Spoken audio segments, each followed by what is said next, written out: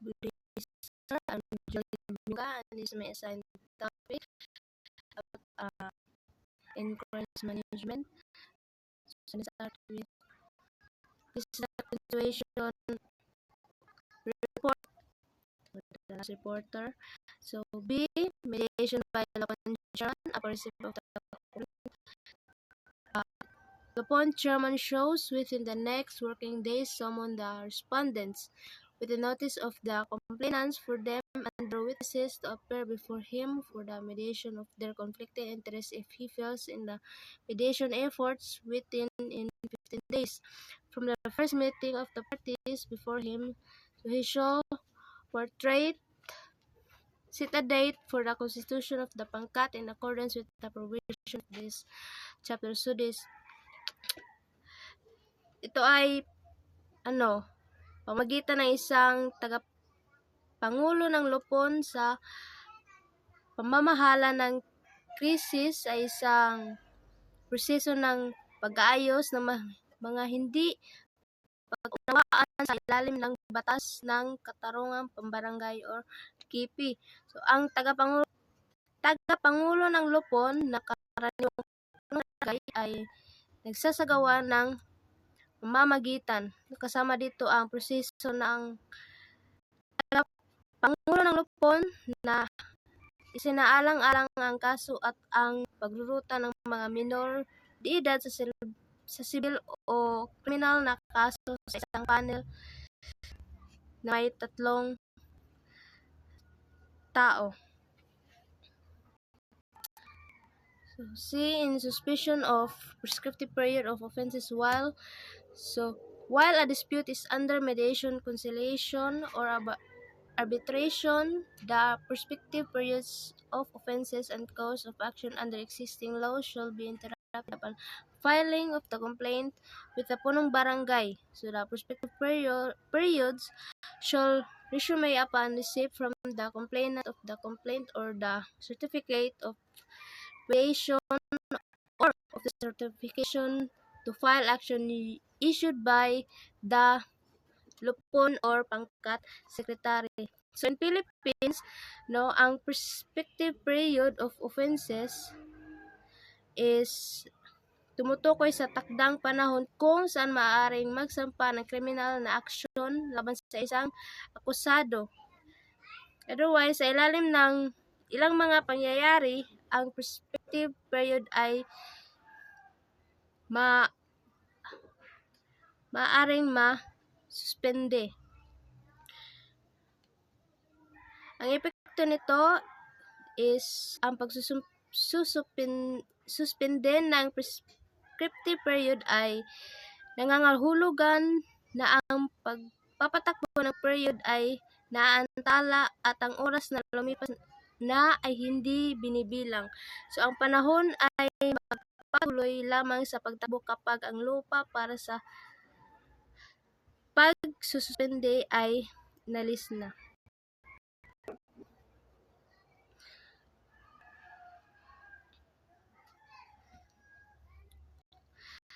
Issuance of summons, hearing grounds for disqualification.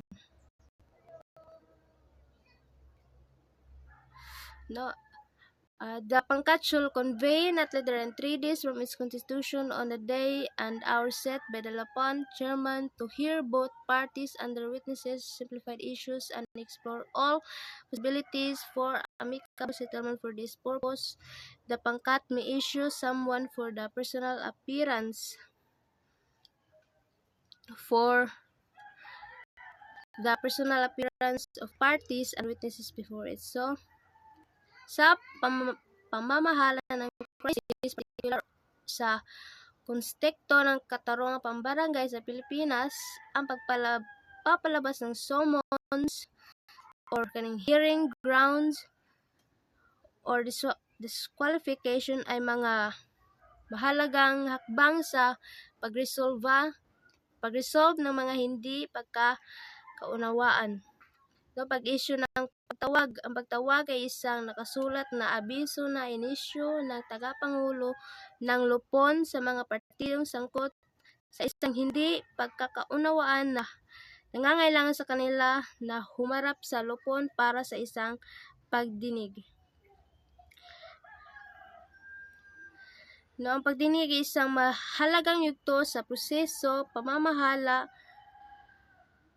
ng krisis kung saan ang mga partidong kasangkot ay nagpapakita ng kanilang panig na kwento at ebidensya upang suportahan ang kanilang mga paghahabol. Then, ang tagapangulo ng lupon o ang mga panel ng mga conciliators ay makikinig sa mga partido, magtatanong at linawin ang mga isyu upang magkaunawan ang hindi pagkaunawan. That's for hearing.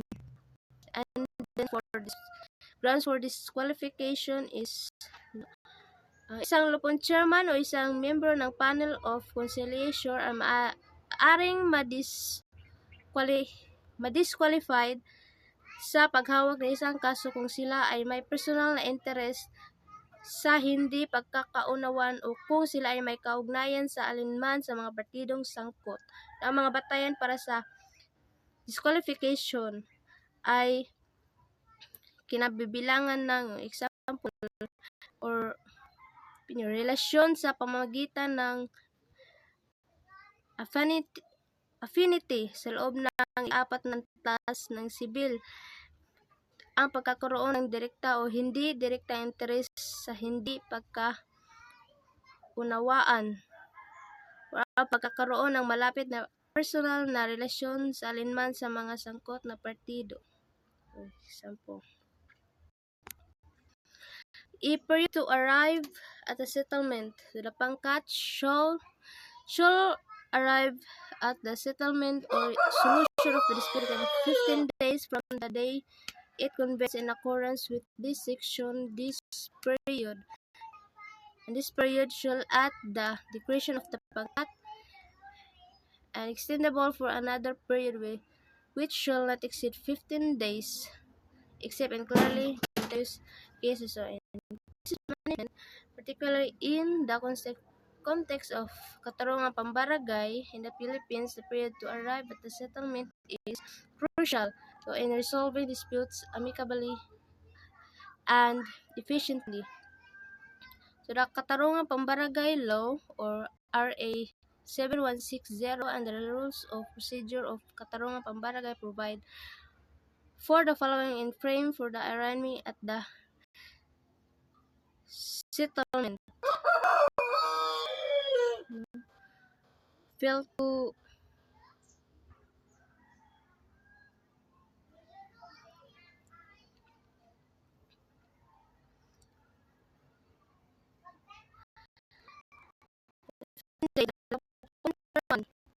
or the panel of conciliators shall endeavor to settle the dispute within 15 days from the date of first hearing.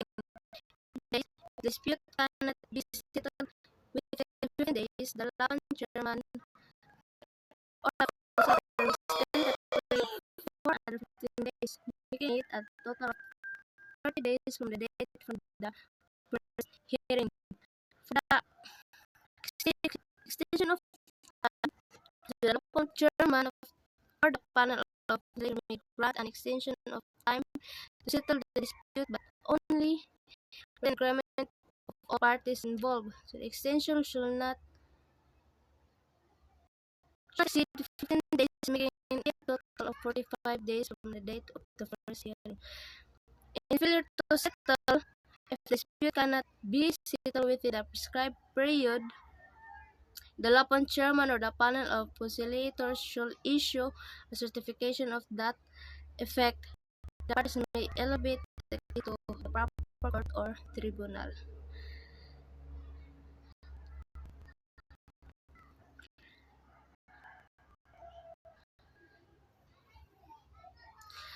Section 411, form of settlement. So, all amicable settlements should be in writing in language or dialect known to the parties, signed by them and attested by the Lapan chairman or the pangkat chairman, as the case may be. When the parties to the dispute that do not use the same language or dialect, the settlement shall written in the language or dialect known to them. So in this settlement, particularly in context in KP, is a form of settlement is crucial resolving dispute amicably and efficiently. According to Section 411 of the KP, a settlement reached through the KP process should be writing and shall contain in parties agreement, terms, condition, and the witnesses, date of execution, the effect of this settlement,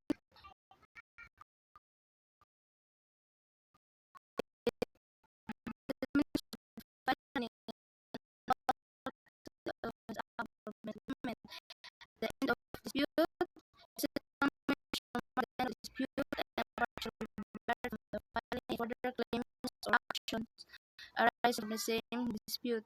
Enforceable. The settlement should be enforceable in accordance with the rules of court and applicable.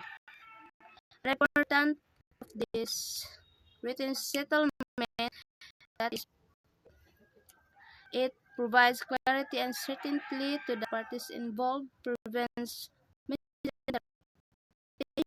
misunderstanding of the agreement, and serve as evidence of the parties' agreement, and facilitates enforcement of the settlement if necessary.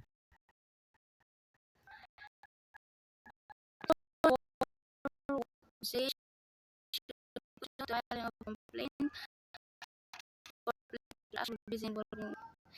So in this part, section 412 about conciliation. So particularly in context in TP, in the Philippines, conciliation is a crucial step in resolving disputes amicably and efficiently. Rather, conciliation process should be conducted in the conciliation meeting. The chairman or the panel of should convene a parties receive information and evidence relevant to the dispute, and the chairman or the panel of conciliation shall be facilitate the exchange, and then the proposal of terms. The local chairman of the panel of conciliation shall be propose terms for settlement which shall be based on the discussion and exchange of the information and agreement or non-agreement. The parties shall indicate their agreement or non-agreement to the proposed terms or settlement, and role of chairman or panel of conciliators. So the local chairman or the panel of conciliators shall facilitate the conciliation process. So they shall facilitate exchange of information, as I said earlier, the proposal of terms of settlement, and then assist the parties. They shall assist the parties in identifying the points of agreement and disagreement and finding a mutually acceptable solution. And remain impartial. They shall remain impartial and neutral throughout the conciliation process. So the importance of this conciliation is conciliation is an essential step in crisis management. As it encourages communication, foster cooperation, cooperation and collaboration between the parties, which helps to build trust and find a mutually acceptable solution. Reduces conflict. Conciliation reduces conflict and tension, which helps prevent further harm or damage.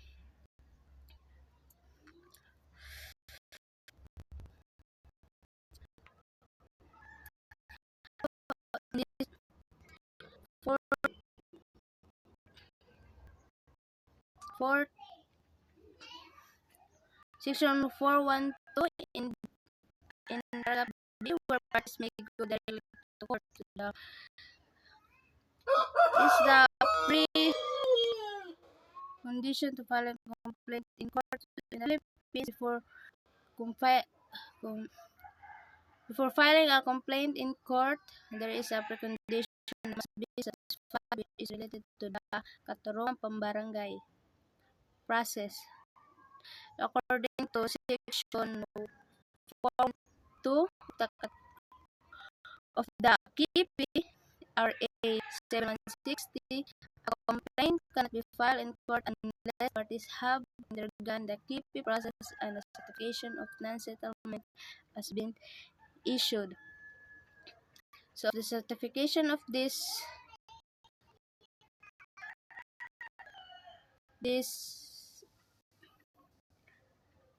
condition, certification of non-settlement. Certification of non-settlement is a document issued by the Lopon chairman or the panel of delegates stating that the parties have advanced the process but were unable to reach a settlement. So the requirements of this settlement to file complainant in court, and this is the requirements must be met.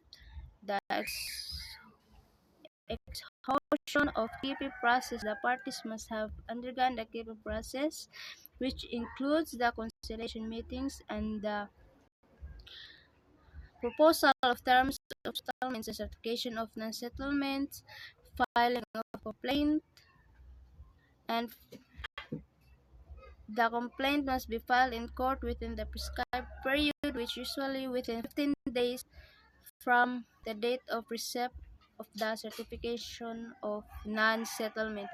So the purpose of this is the purpose of the precondition of undergoing the KIPI process and obtaining a certification of non-settlement serves several purposes. Is to encourage amicable settlement. It encourages the parties to settle their dispute amicably to avoid litigation, to reduce court congestion.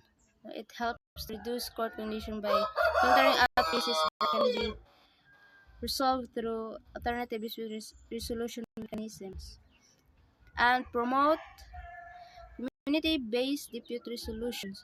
So it promotes community-based dispute resolution and encourage the use of alternative dispute resolution mechanisms.